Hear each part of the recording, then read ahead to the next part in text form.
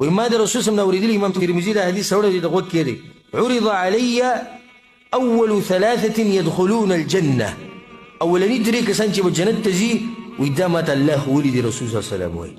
دريك قسم خلق دي بالجنة تزي رطولنا مخكي وما تستمخك ويد رسول الله ده عددت شديسي خبروكي داريك تفصيل لما رسول الله ديسي موريشوشي بلاني وبلاني دوبا أول جنة تزي وندري قسم خلق فزلك يشوق بيداش استشوق بداكي كنا بداكي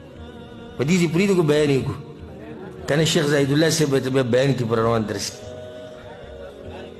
دري قسم خلق دي بجنتا بغولنو كسانو كنا نوزي دري كسان سوكتي شهيد شير الله بلاركي زان خوريكي دهو شان جداري يو سړی د سر نه تیر شي